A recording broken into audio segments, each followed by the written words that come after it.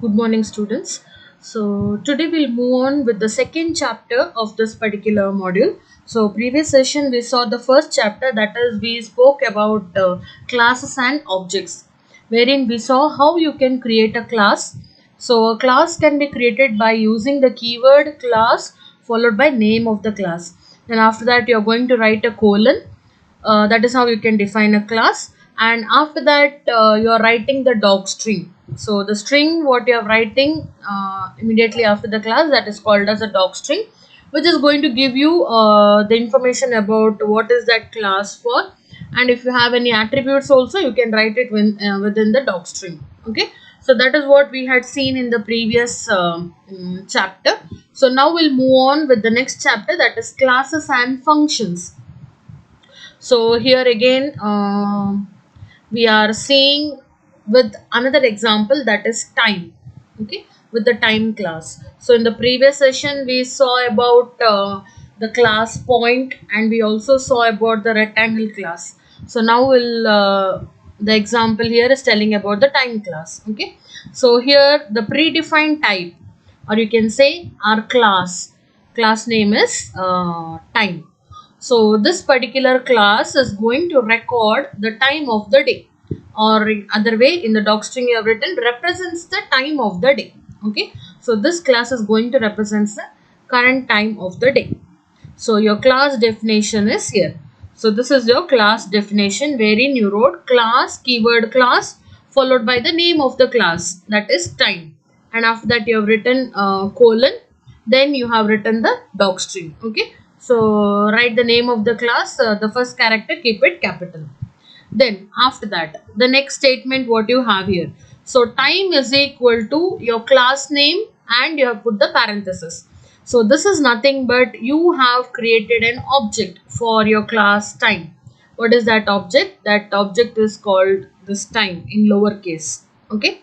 Then after that, you have assigned the value to the attribute hour, minute and second.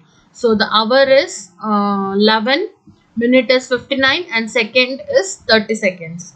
So you can see the diagram here, that is your state diagram or your object diagram, wherein you have the class name as time, and the object of this class time is this lowercase time.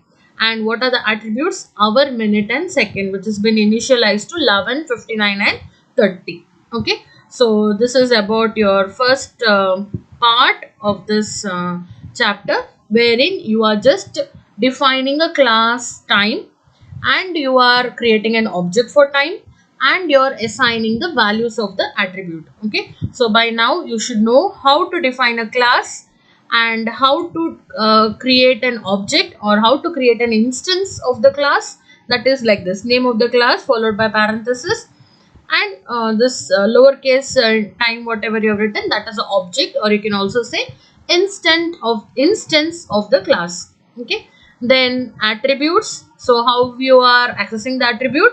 Object name dot attribute, here time dot hour, time dot minute, time dot second. So these are the attributes of your class time. And how you are assigning the value? Equal to, by this equal to operator. Okay, so this is the first topic, that is time, wherein you defined a class time, you created an object for the class time, you assigned the you assign the values to the attributes of the class time. Next we'll go to the next topic, that is pure functions. So here we will write two functions that are going to add time values. Okay, so that is a thing here. We can see here the first topic. So this we can also call it as prototype and patch. So what is this prototype and patch? So it is a way of tackling the complex problem by starting with a simple prototype and incrementally dealing with any complication you arise. So what is the meaning of this statement? So first you are going to write a prototype. Okay, how you have understood, accordingly you are writing a prototype, and for that, as and when you do, you are going to add something more and more, that is incremental dealing with complication, you can say it. Okay, So assume first I have done. Now I want to add two time values. Suppose like that. That is your problem. Okay. So suppose you have given the first time value and the second time value. So when you're adding the two values, you found that it is going, suppose hour.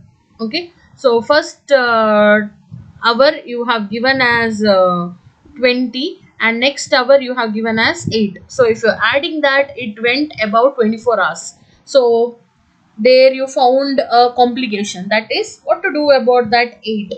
So for that again you are trying to modify your code. That is nothing but it is also called your prototype and patch technique. Okay, so here we'll see we have definition. We have written a function called as add time. Okay, and you're passing two parameters t1 and t2.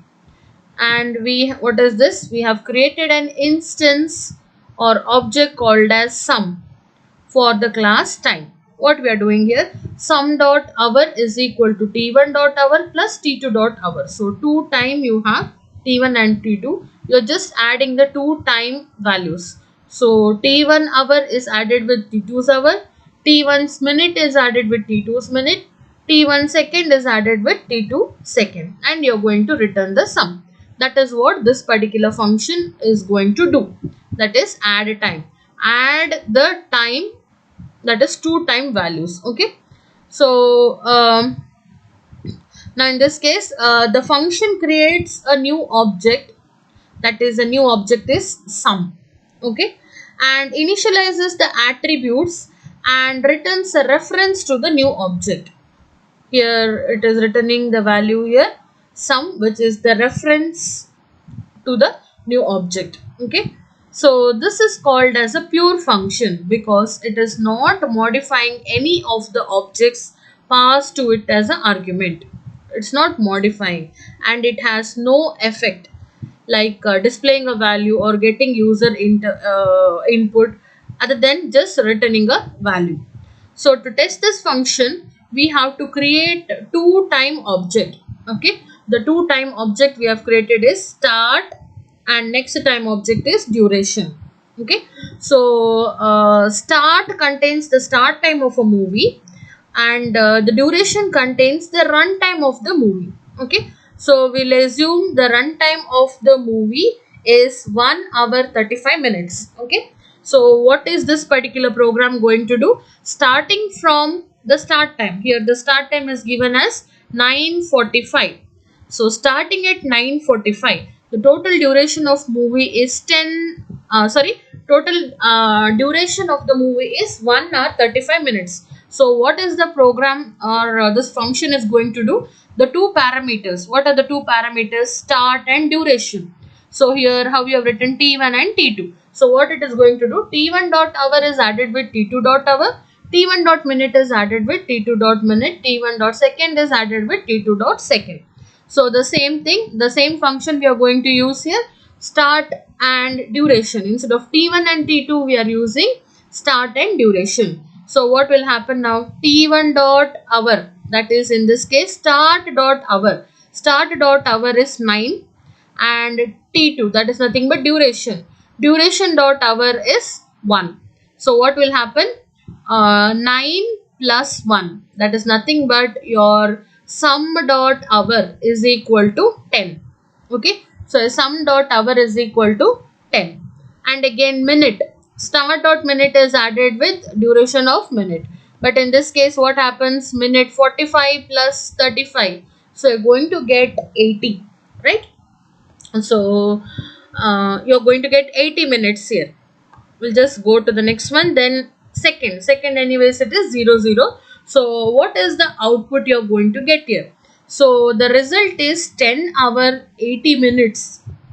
So 80 minutes, right? So the problem is that this function does not deal with the case where the number of seconds or minutes adds up to more than 60. That is, if you are having more than 60, what to do? That is not written over here. Okay, so when that happens, we have to carry the extra seconds into the minute column and extra minute to the hour column, right? So now here what happened? You got 80 minutes So 80 minutes means what? The extra whatever you have, that should be added to that is extra seconds what you have should be added to minute column. Extra minute what you have, that should be added to hour column. Okay, so now the next part what you have, you can see here, this is a code which is the improved version. What is the improved version? So here we found that there is a drawback here. We got 80 minutes. That is not there, right? So we are going to improve this code. So how we are going to improve this code? The starting part is same. T1 dot hour, T2 dot hour. This the function is same, but what the addition thing you have done, you are checking for the condition. If sum dot second is greater than 60, then what you're going to do, you are going to add it to minute. Okay, so sum dot second is equal to whatever extra is there, that is subtracted from the second and it is added. You're incrementing which one? Minute. Similarly, if minute is greater than 60, then what will happen? You have to increment the hour value, right? So that is what the addition thing we have done here. So this sum is going to be written or your answer. So we have written the improved version of this particular code. I hope you're following this. It's a simple program wherein you're adding two time value. Okay, T1 to T2, T1 dot hour plus T2 dot hour, T1 dot minute plus T2 dot minute. So this part is same. Only change what is the additional one you have done here. You are just putting the condition here. In case seconds goes greater than 60, then that value should be the extra seconds, that is you have to carry the extra seconds into the minute column. Similarly, if you're having more than 60, then what you have to do, the extra minutes should be carried to the hour column. That is what you're going to do here. Okay, so next we'll go to the next topic, that is modifiers. So sometimes it is useful for a function to modify the objects it gets as parameter.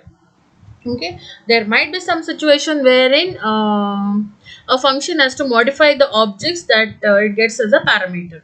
So in that case, changes will be visible to the caller. So the function that works this way are called as modifiers. Okay, so for pure function, what did we say? When you spoke about the pure function, so that is we saw the example of time, right? We saw the example of time. So time object, it initializes the attribute and returns the reference to the time object. So this was called as a pure function because it is not modifying any of the objects passed to it as an argument. When there is no modification of the object that is passed as an argument, then you're calling it as a pure function.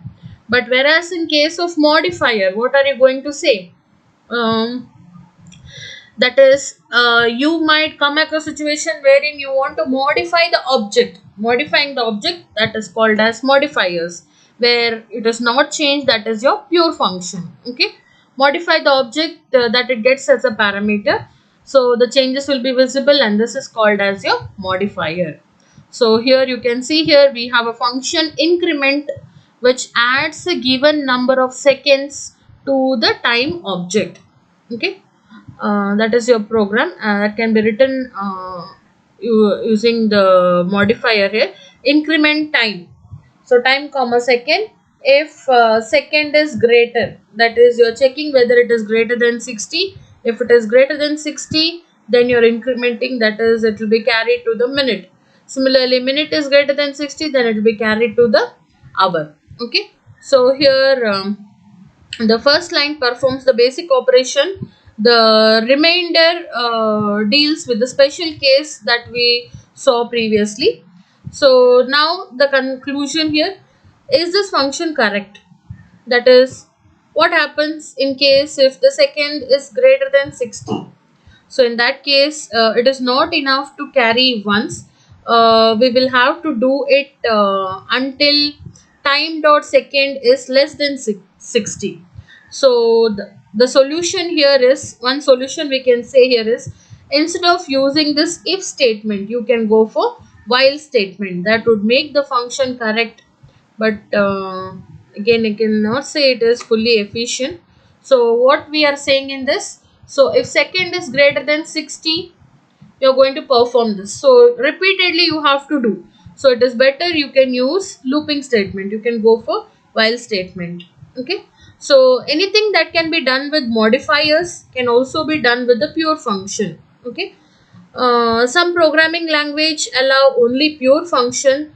There is some evidence that programs that use pure function are faster to develop and less error prone than program that use modifier, but modifiers are convenient at some point of time, and functional program tend to be less efficient. Okay, so that is all about your modifier, wherein you are saying that it is possible for us to change the objects that is passed as an argument to the function.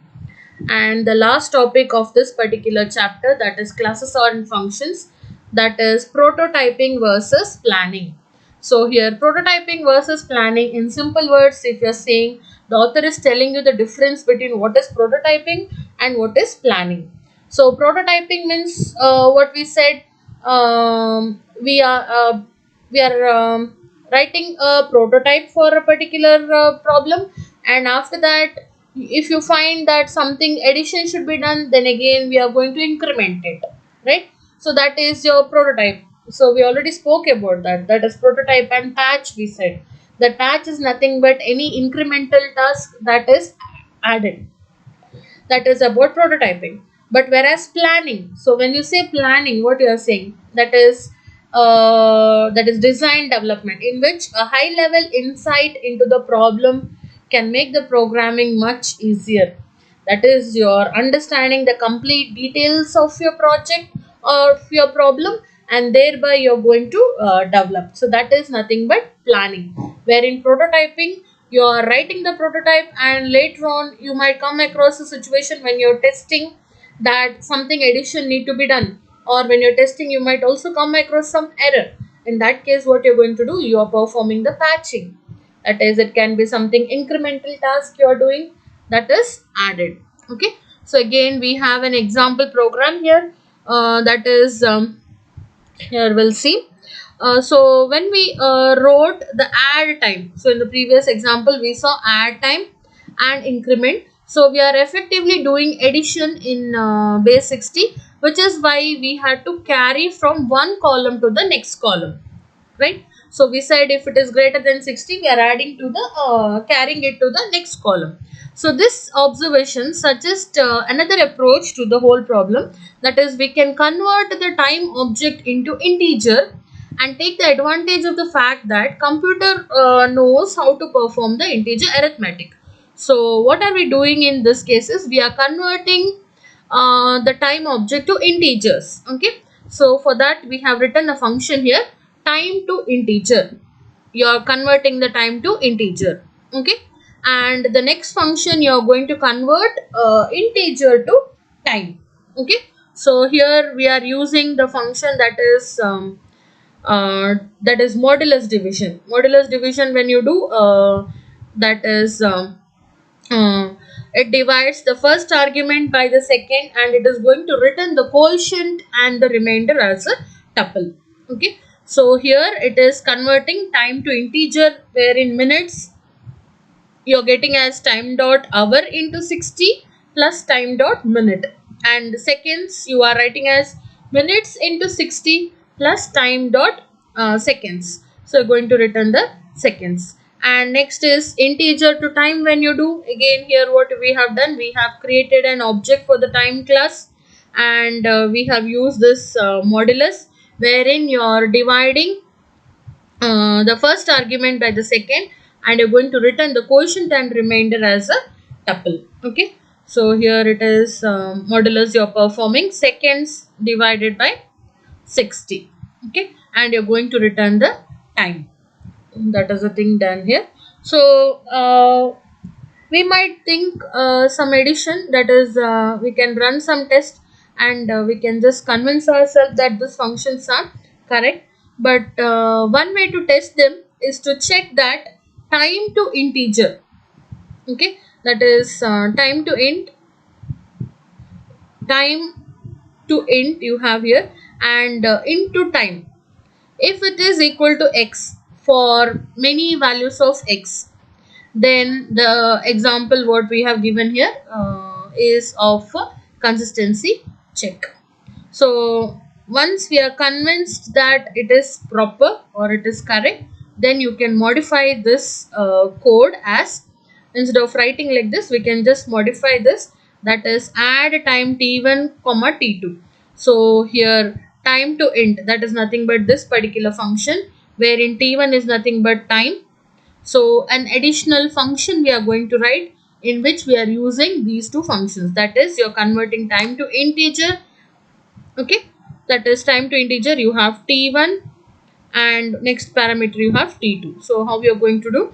So time is equal to whatever t1 value you have passed, t1 dot hour into 60 you're doing, and t1 in dot minute you're adding to that hour. Similarly seconds also, minutes into 60 plus the seconds in what you have passed here. Okay, finally you're going to return int to time in terms of second. So int to time into second, that is nothing but this particular function which is going to convert your integer data into in the form of time. Okay, so this is about your prototyping versus planning, wherein you're converting, that is in the previous slide we saw that we have written that is if time is greater than 60, that is if second is greater than 60, then you are carrying it to the minute part, and if the minute is greater than 60 you're carrying it to the hour part. We did like that. So instead of that we can go in, that is like this, that is you're converting time to integer, and again you're writing one more function to convert integer to time, and we are writing this function add time, that is your previous code, that is add time, previous function what you had written here add time can be changed to this. Okay, so all these are not required, this part can be replaced by this code, wherein time t1 and t2 you are passing, first you convert into integer using this function, then you're going to convert into time by using this function. So this is all about your classes and functions chapter. Okay, next you have classes and methods, that we will do it in the tomorrow session. Thank you all.